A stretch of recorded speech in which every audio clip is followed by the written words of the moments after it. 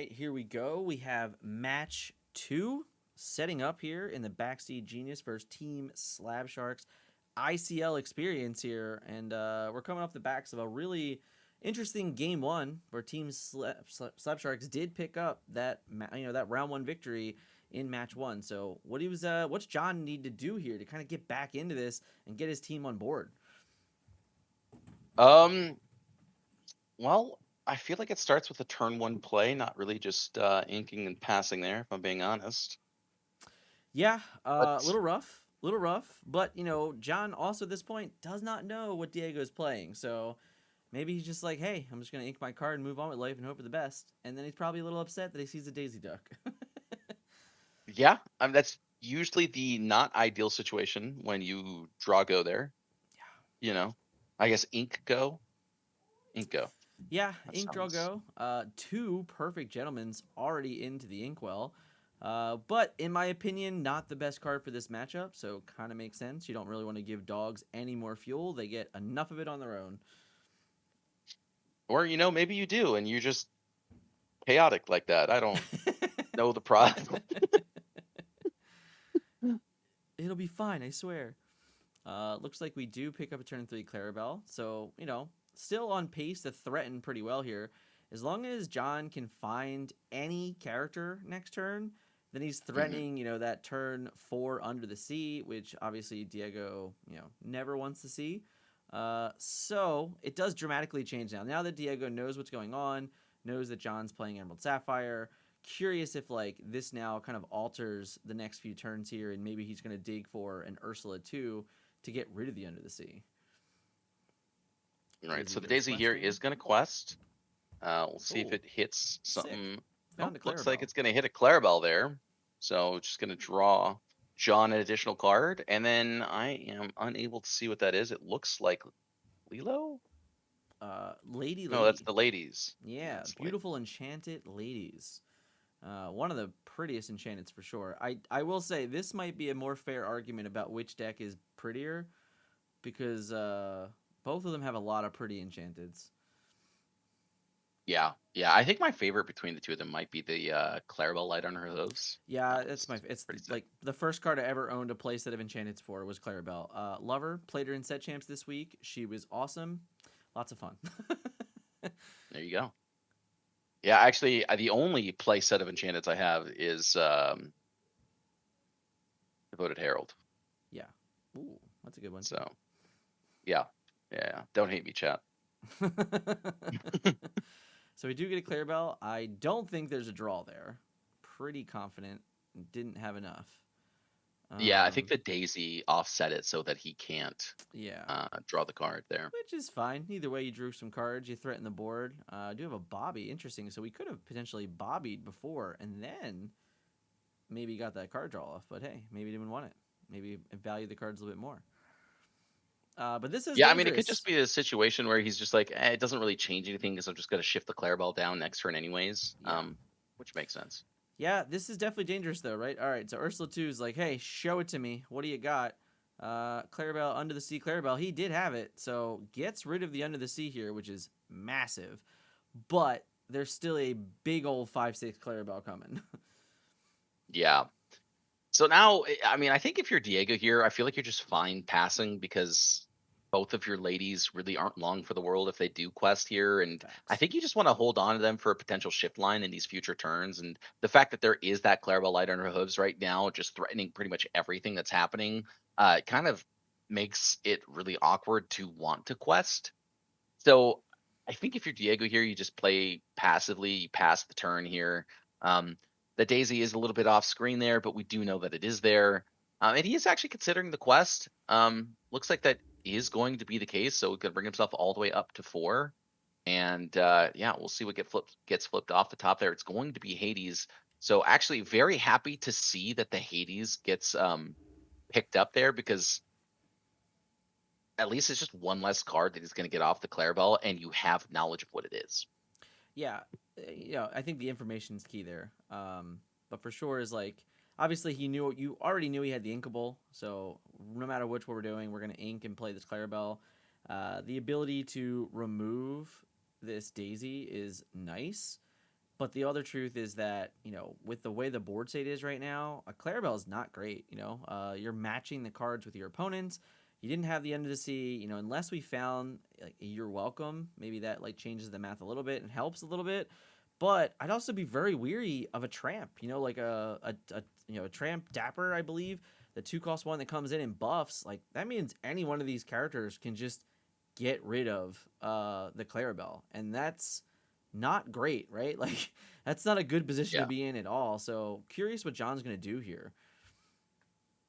Yeah, for me, like from a thematic sense, I know it's kind of like a little bit non secular, but it is about Tramp.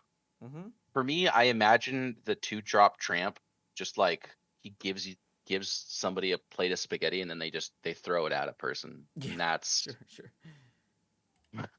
that's the only way I imagine it, which is really weird because he buffs their attack and it has nothing to do with spaghetti, but because Lady and the Tramp for me is forever the scene where Lady and the Tramp share the spaghetti plate. Yeah. That's yeah, that's it. So the tramp we are looking for is the enterprising dog. And if it comes down now, it's definitely just gonna have my 1 cost lady trade with this 7 cost Clarabelle. Yeah, that's definitely not going to feel good there, especially on top of the fact that you aren't going to be able to respond with the Hades on the next turn, anyways. I Yeah. mean, you gotta hope that you have like a way to get 2 more ink plus play cards because right now the Clarabelle wasn't able to draw you anything, and the fact that your opponent just has so much wider board state than you do is definitely threatening. On top of the fact, so it is going to be up to uh not Diego. I can't see the screen right now. It kind of went black for a little bit there, but So he for John, thank you. he Yes. played the Chromacon, and I looks like he quested out to go to 8. And the Chromacon's interesting here because obviously, like, it bounces, it messes with the shift lines a little bit.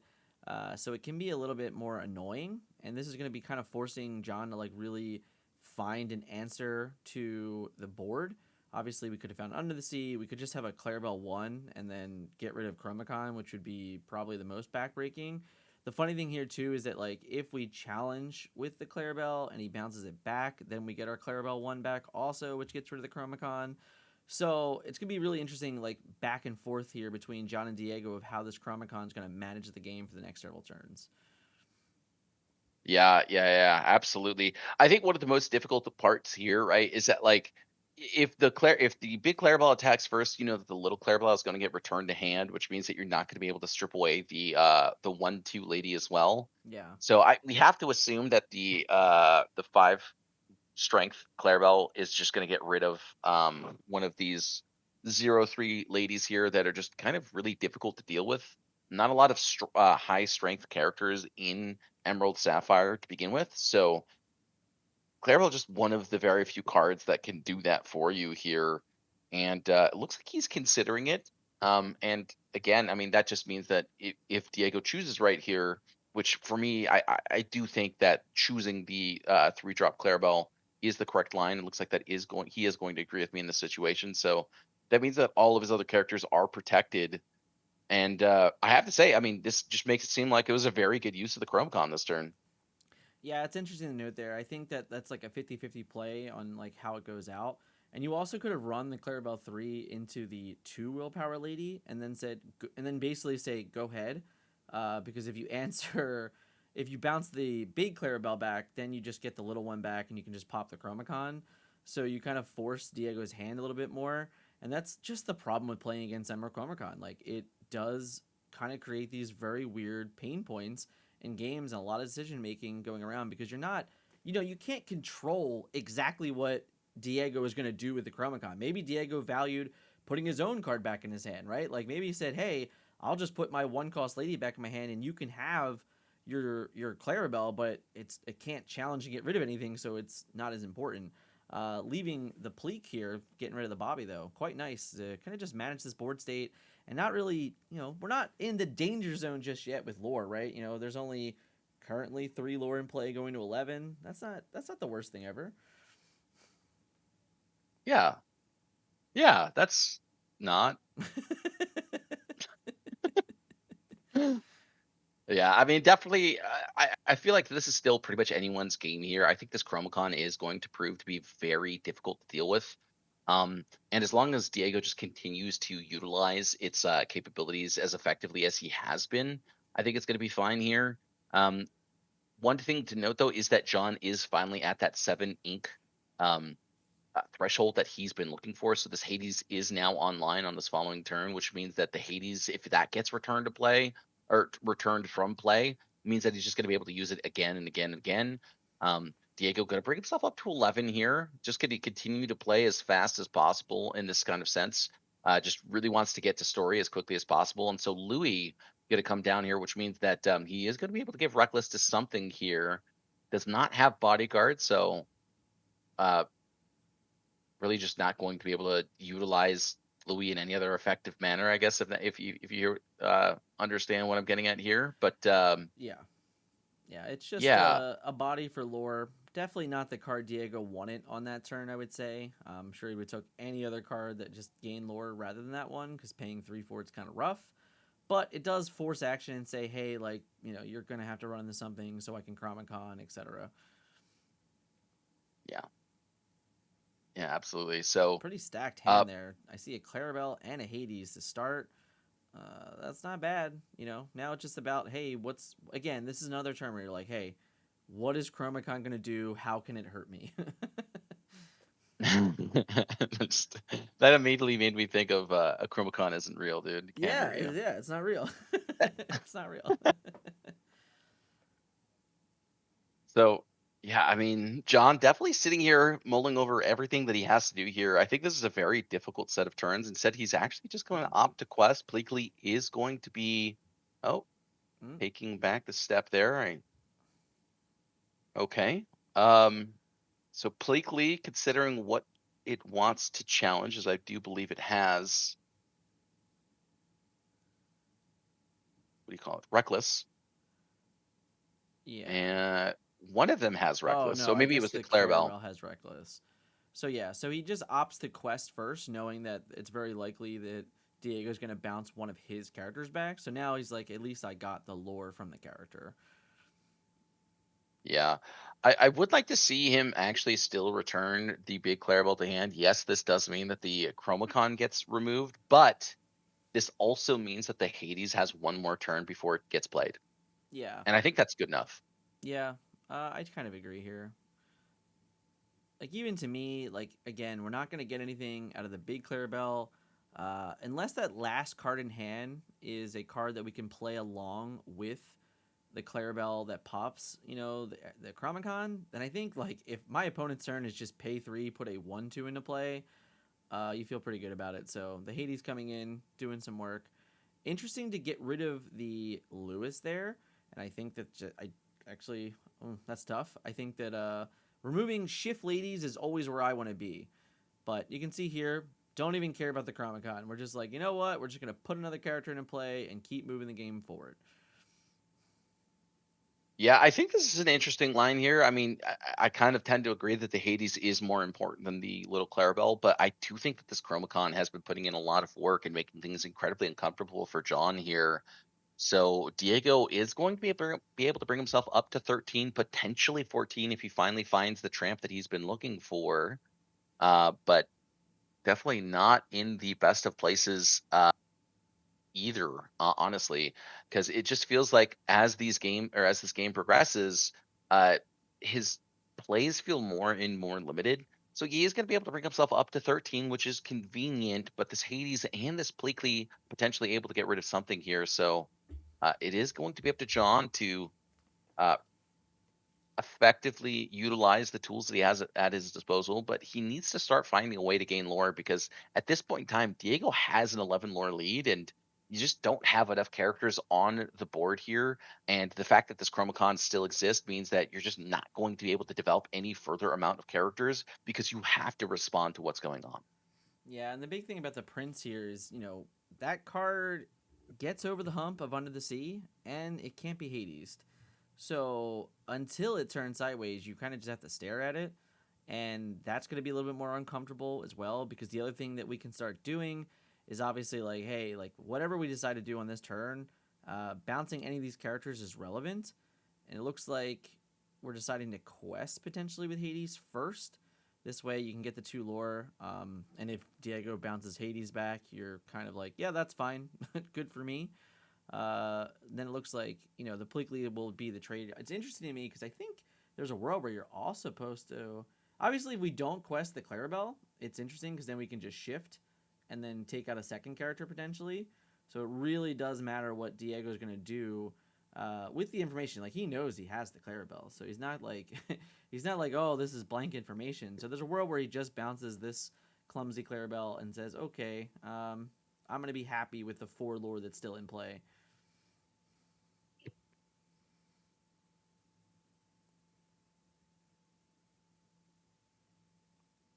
And kind of working through, right? Like that's what makes the Hades quest interesting, because if you're looking to get rid of 2 characters this turn, then not questing Hades, it doesn't really matter when you have a second one. But not questing Hades would have at least been more of a choice for Diego, I think. But it's also Diego could have just simply picked up his other ready character too, and made it more difficult that way. So, but it looks like the Clarabelle does come back this time, gets rid of the Chronicon, and gets rid of the annoying issues. But is it too little, too late? What do you think? I mean, it kind of feels that way, to be honest, because right now Diego's going to be bringing blah, blah, blah, words are hard. He's going to be able to bring himself up all the way, just on from what's on board, 17 lore. And while you do finally have the capability to remove the field, if Diego finds that tramp that increases strength, this Lady Quest for 3 here, and then all of a sudden, what once was a very, winnable board state is no longer there. And the fact that this Prince Philip is here means that there's others in the deck. So if he does have a ward to follow it up with, definitely a very devastating situation to be in. So Ursula is going to come back down here, reveal the fact that it's just Hades and Clarabelle in hand. Revealing that it's just fire. Nice little And so, quest up yeah, there. 17 lore picked up means that all of these characters will be stripped away on the following turn. And it is going to be up to Diego to have that 2 lore threat. Doesn't have it. Yeah, finding And another Prince Philip will be key to potentially to kind of like closing this game out, I think. Because as you said, right now there's a chance that we just play the Hades and all 4 of these characters could be gone. yeah. So Sail the Azurite Sea going to come down here. Allow him to draw an additional card. Hopefully find something a little bit more useful. Does have the Hades if he chooses. But I don't think that you want to use the Hades on the Ursula Deceiver. Yeah, it's tough because if we do Hades, right? We remove the Ursula this turn, so we keep our opponent at 17. Remove everything, and then say like your next turn has to be 3 lore, or I have a good chance of just like turning the game around. But I did agree with you. I think that the Ursula not the best character to Hades, so it's possible that it could have been not exactly what John needed there, but that's you got to play the cards in your hand, right? Yep. So Clarabelle going to be able to strip away that Ursula. So at least for now, John is safe. Yeah. But Well, that's actually not true. We could just draw Go-Go off the top, right? oh, that could be what is in Diego's hand, in fact, actually. And counting his ink, looks Oh, like yeah. there's 4 ink I exerted, and there's we the drew Gogo it up. Tamago that you We drew it up. literally just stated. So yeah, I mean, very, very well navigated here. I think John might have been a little bit remiss here, realizing that that Pleakley actually would have been the correct line to swing into the Philip just to avoid that Gogo Tamago there. And it was not necessarily um, foretold by the fact that Diego had so much ink available, just chose not to play it. But it's just one of those cards that you don't play off against often enough to where when it's happening, you're like, oh yeah, I should play around this. It's it's one of those things where you're just like, as soon as you pass, you're like, oh, whoops. Yeah. Yeah. Yeah. Because it just defies all of your normal physics, right? Like in everything, You're like, I need to get the most out of all of my characters. I need to keep as many characters in play. And then the moment that they pay 4 and you're playing against Emerald, you're like, oh, I've messed up. Can we Like, go I'm back in before I didn't make the danger. mistake? But hey, yeah, love to see it. Listen, I know not everyone liked Goat Bounce Goats, but it's pretty fun when you can pay 4 and just gain 3 lore unexpectedly. I think that's a pretty healthy card for the game. Yeah, I actually wholeheartedly agree with you on that regard. For me, it's just one of those situations where it's like, yeah, it's kind of tough, but I think it's balanced. I think it's one of those cards where when it's good, it's very good, but you have to set it up, right? It requires intelligent play before that actually, you know, um, becomes as powerful as it is.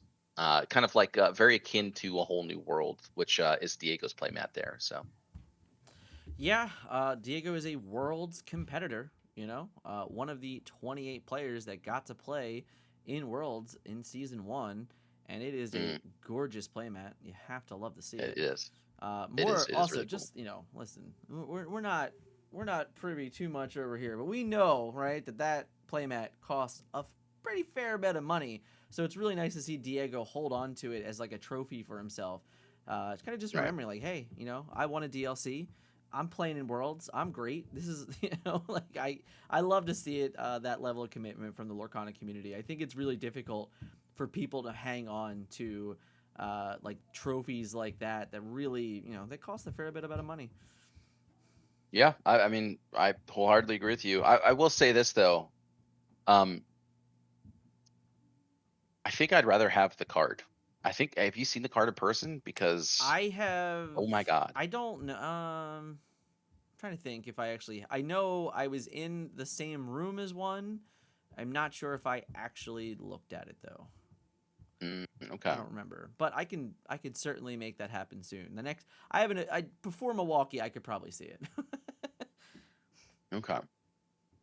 Yeah, I mean this for me was a I actually really loved the worlds here. I think what was the story of Edmund Chu was my favorite. Obviously he didn't manage to take it in the finals there, but he was one of those players that people were like, "Hey, you need to watch out for Edmund Chu. You need to watch out for Ed."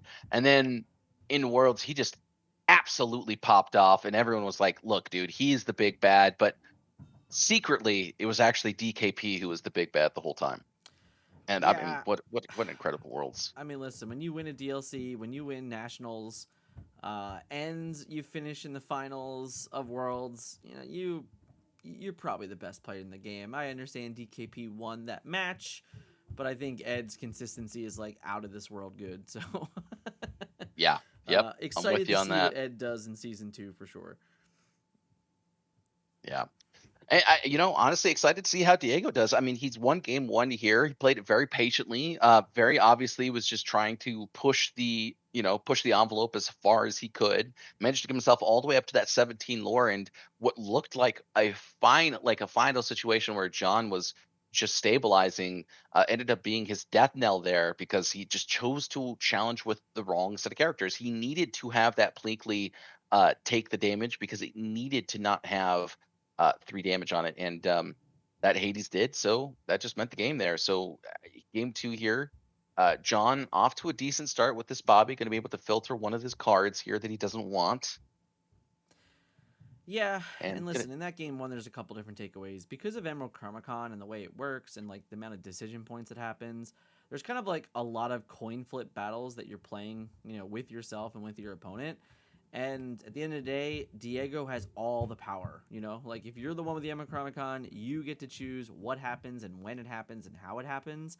And that was the difference maker for sure. He just got a lot of value off of it and slowed down John enough to just get over the finish line with a go go.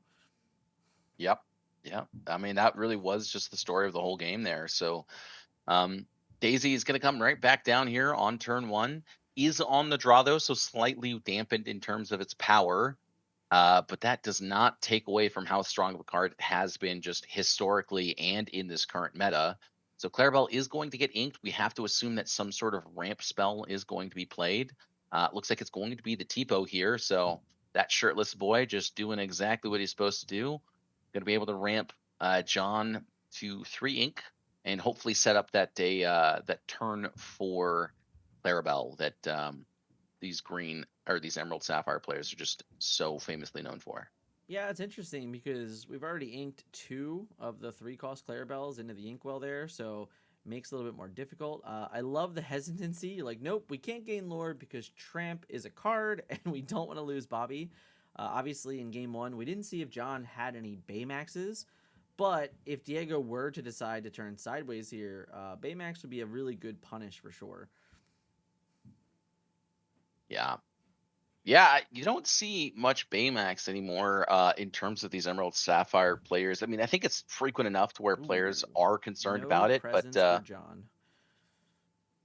yeah, I think that's actually what he wants, though. I think John wants to keep his hand count as low as possible, just so they can get under that hand count and be able to find those cards here from the Clarabelle. So 5 cards remain from Diego's hand here, which I think John is very happy to see. Um, and we'll have to see if he does have that turn 3 Clarabelle because he inked so many of them. I'd be curious to see if he has any Clarabelles at all, just because he's been so patient with his play. And I mean, he is down to 2 cards in hand. Looks like it's going to be a Pleakley instead. So just opting to say, look, we'll just play top decks here. I think that John is not necessarily wrong to do so, considering that the Emerald Sapphire player definitely has the better top end set of cards here. And it is going to be up to Diego to find a way to at least deal with Under the Sea that comes down on not this turn, but the next. So Diego's got a lot to think about here. And Lore is available on the table. We have to assume that he's just going to, send it in anyways, especially because the Lilo has that interaction where it can come back from the banish Yeah. during your ready step. Yeah, you did mention, the under the sea, and that was really a key point in game one. Hitting the undersea with the Ursula when he did, basically gave him the win. If the under the sea wasn't in the hand that particular turn, then I think that John would have had a better chance in the game. But that was the first one of his hit. We don't know how many copies of it that John has, but he didn't see another one the rest of the game. So this could be one of those situations again of like how long do you hold on to a card like Ursula 2? We're going to fire it off right now. We're going to see the hand. I think it's, yeah, Vision and the John Silver here. And what I will say is that John Silver seems like a great card in this matchup. Very difficult and annoying to deal with. Right now, there are no ladies and no tramps. So, like, the tramp 2 is still okay, but it costs 2 instead of 1. Which is a big deal. So next turn, it's very possible we're just going to ink and slam down a John Silver and just start really like annoying Diego's board in a big way. As you can see, there was no quest there this turn from Diego. Yeah, I mean, this is definitely a nightmare scenario here to see that John Silver come down. I'm a little bit surprised that Diego doesn't want to quest here. Yes, the Lilo will get stripped away, but the fact that you are going to be able to bring yourself up to 6, I think right now with the John Silver on board, knowing that it is there, is going to make things a little bit awkward. So, just 1 card isn't going to be able to quest here. I think that's fine, but next turn, this John Silver is going to start poking away at a lot of these characters that Diego has on board. Yeah, what's also interesting there is, not only did we give something reckless, but we didn't even decide to turn Pleakley sideways. Because what could have happened is, Pleakley could have turned sideways, and then, second John Silver. That's pretty good. But basically, the Pleakley would have forced whatever character got reckless into the Pleakley, and you still would have had 8 to sing, and Under the Sea if you would have drawn it anyway. And it also just kind of removes a little bit and kind of threatens and says like, hey man, if you have a tramp, like that's cool, like like that's what you got to do. But now you can see this here. We didn't have to do any of those things. We get to play the big old 7 cost tramp, draw I believe 5 cards because there's a daisy off screen now. Pretty good. This is what we didn't get to see this in game one. I feel like neither player got to really like do the thing, and now we're seeing Tramp come in and just this wonderful mechanic. How do you feel about dogs in this format? Uh, I I think dogs is one of the best and healthiest decks in the format. I know there are probably a few players that would disagree with me on that regard, but I think that aggro has been just non-existent in this format up until, uh, I guess, core constructed. Or I guess really SSG Ghosty in set 7 when he brought Trinidogs out for the first time here. So the fact that it does actually find a home here, and the fact that Amber Steel is also finding a home as an aggro list has been really exciting for me. And I think it's just the fact that we haven't had the trio has been really rough. It's just felt like it's been mid-range versus mid-range versus mid-range and control. And yeah, I mean, I'm a huge fan. I'm gonna double down, and just because I'm a big fan of archetypes in games, and I really love that, like, after so many sets, after brooms, after like whatever you can think of, princesses, like it doesn't matter. I'm glad that we finally have one of the archetypes in the game just be a defining deck in the game. It's really cool to say that so far in core constructed rotation, Dogs has found its way to being one of the better decks in the format. I think that's perfectly exciting and healthy for anybody getting in the game and just saying like, "Hey man, if you like Dogs, I got the deck for you." Love it. Yeah, yeah. I mean, usually, with these like kind of style decks, it's like squirrels or rats or goblins, Yeah, yeah, but dogs will do. yeah. That's Dogs fine. are cute. Thankfully, no tokens yet. Let's hope we stay away from that. What about okay? So what about alien dogs like Stitch? Does that? I I mean, mean, it hasn't had a home yet, but I mean, it'd be hopefully. cool, but no, hasn't found a place.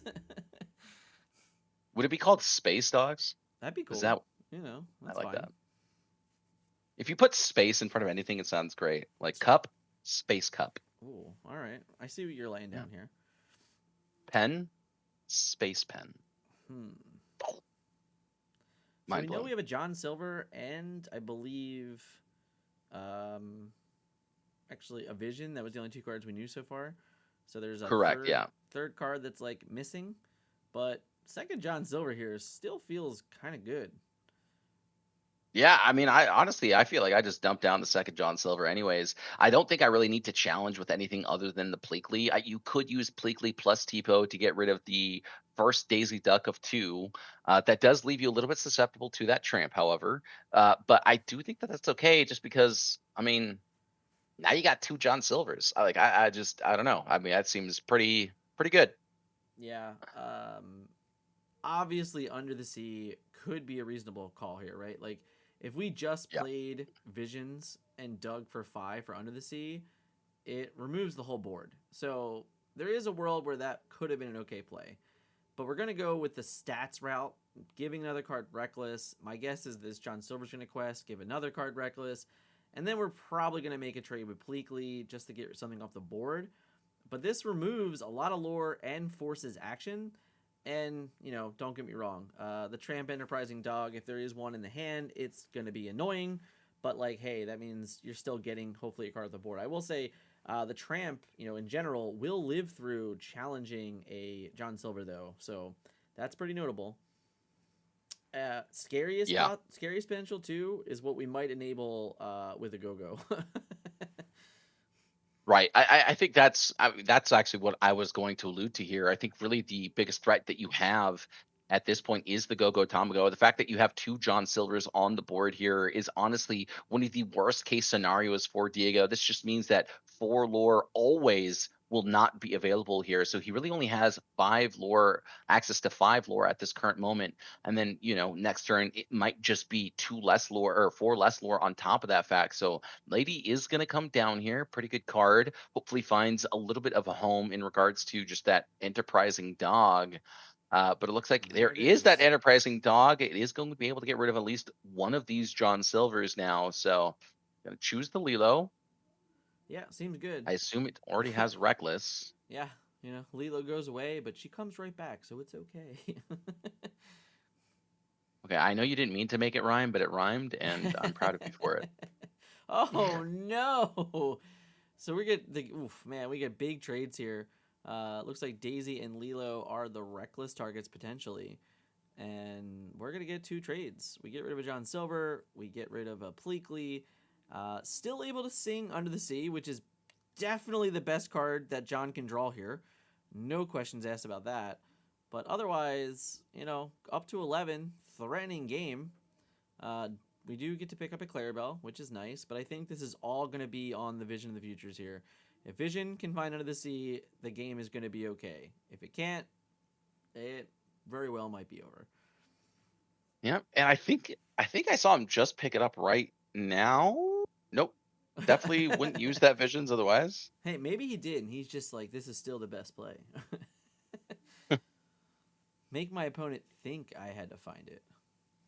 He selected that pretty quickly, so Yeah, here's to hoping that this game too isn't just outright over here because I mean John went from a very commanding board state to oh seeing no. two enterprising dogs and then being very scared. So looks like just going to go ahead and cast a second Visions of the Future. Hopefully find that Undersea that he's been looking for. That is 10 cards that he has been able to look at this turn here. So have to assume that that was the pick there. Because otherwise it is just game over. And Diego, I think, is out of cards at this point, so it is going to be very difficult to get this game. And there is that Under the Sea that you were talking about here. So was that 7 cards just going to get sent right down to the bottom there? Essentially, just said destroy your opponent's entire board. Also, it doesn't go to the discard, so you have no interaction with any of it. Yeah, Absolutely devastating. that's certainly the biggest part here, right? Is that just getting the extra character even here, like putting another Clarabelle into play, tightening up that clock. John Silver is turning off literally every card for the rest of the game, right? Like finding an answer to this second John Silver is pretty difficult, and Diego's like, "Yeah, I am not even gonna try." So there you have Yeah. it. John does pick up a nice game 2 victory there, and I think so far the story of this matchup has been Under the Sea. Game 1, Diego hit it with Ursula. Game 2, he didn't, and John found it off the visions, and it was good enough. Yeah. Yeah, it seemed to be the case there. Really just like the whole case. Yeah, I mean I mean, that that was it. it kind of Yeah. is the matchup. It is one of those where listen, like dogs doesn't have like the steel concept, right? Where like steel into Under the Sea, they're like, okay, I'm just gonna play all my cards that have 3 strength, and I'm gonna like make them wombo combo me, or I'm gonna win the game. Like dogs, you literally don't have that. The only card in your deck that has 4 strength is Lewis and the 5 cost lady. So like that is not enough to get you to the end zone at all. So you pretty much need to make sure like your opponent just doesn't have it. When they do, the games sort of end like that. Yeah.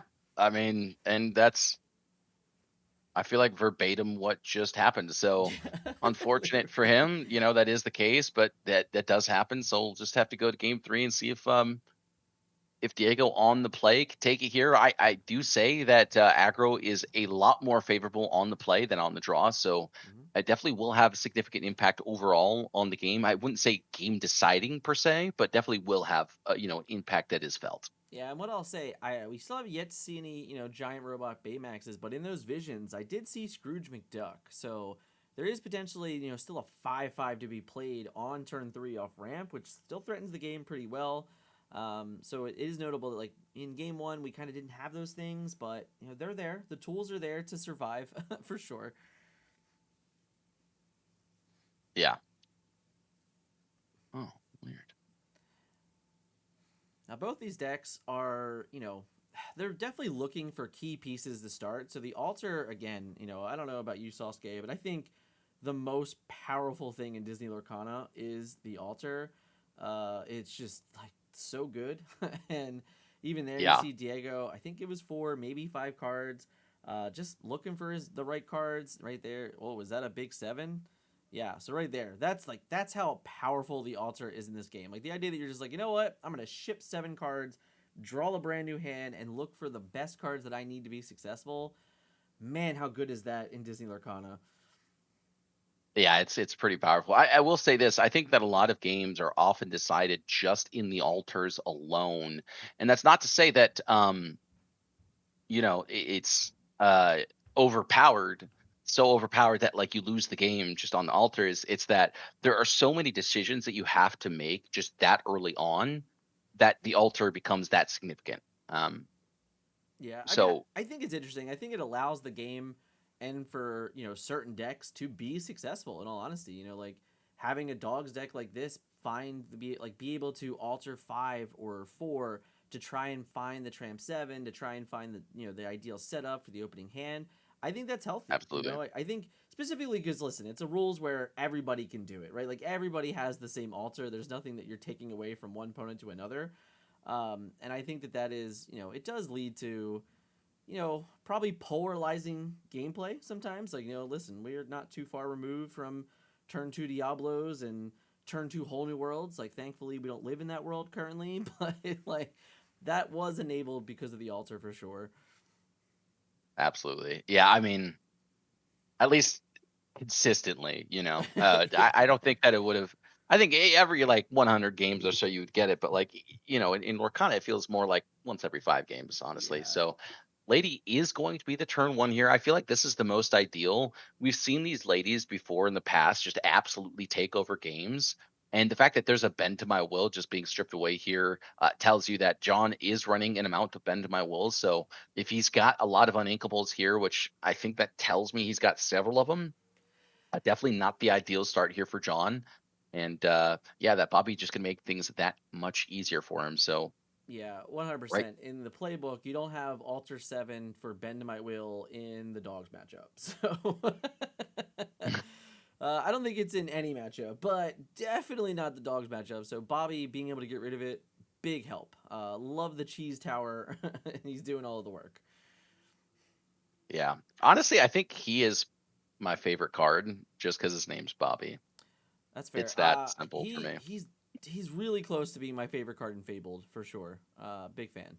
Love it there. The lady gets the 3 lure thanks to the Merryweather ability. Not something you see all the time on turn 2. Definitely not the best turn 2 play either, I would say, because we'd rather just flood the board more. But hey, 3 lure is 3 lure.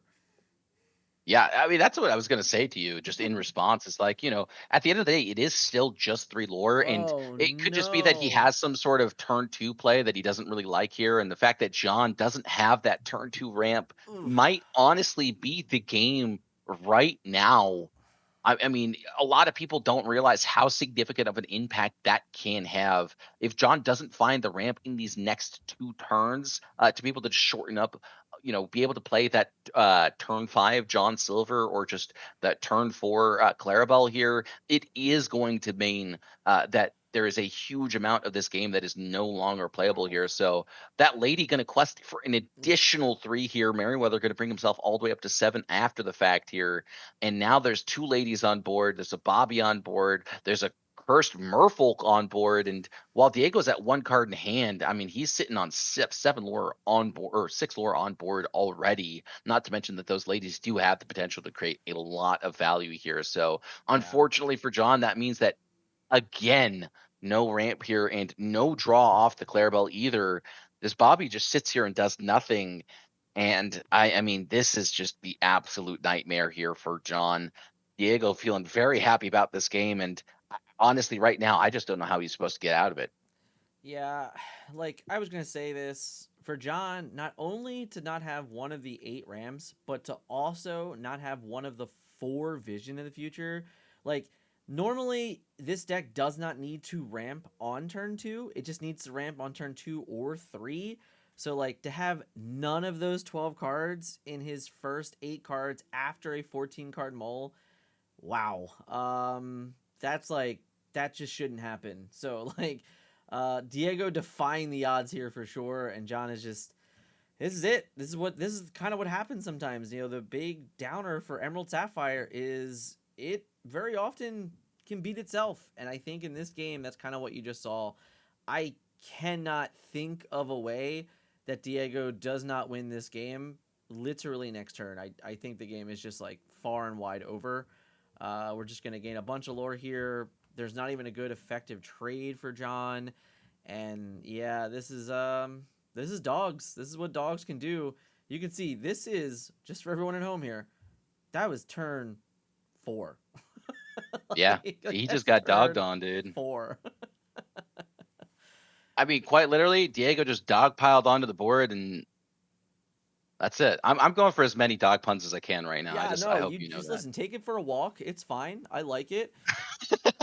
And like that that's was it, that man. was very good. That's All it. right. I'm not bragging. I'm just telling you you are good at your job with when it comes to puns. Man, that was rough. Like Yeah. this is just one of those moments. There's just nothing, right? There is nothing that could be done here that's going to change anything, and it's yeah. That's why this deck is so powerful. You had talked about it, looking for aggro decks in the core format, and you know, if John were on the play in this game, then yes, there is a world that like maybe he could have had exactly his turn 4 Under the Sea. But that is it, and that would have required the absolute perfect hand ever. Whereas I said on turn 2, Diego's like turn 2 like wasn't even the ideal turn 2. And that's it. That's going to be the concession there from John. And yeah, Diego barking around, getting a big win, and I think that secures, right? That is the 2-1 victory or 2-0 victory for Slab Sharks there. But there is still another game coming up that we're going to be checking out, and definitely stay tuned for it. But final thoughts on that one, Sasuke? Um, Diego barked around and and he found out that actually barking is a good thing here. So, True, true. Shout out, shout out. All right, game 3 mhm. coming up.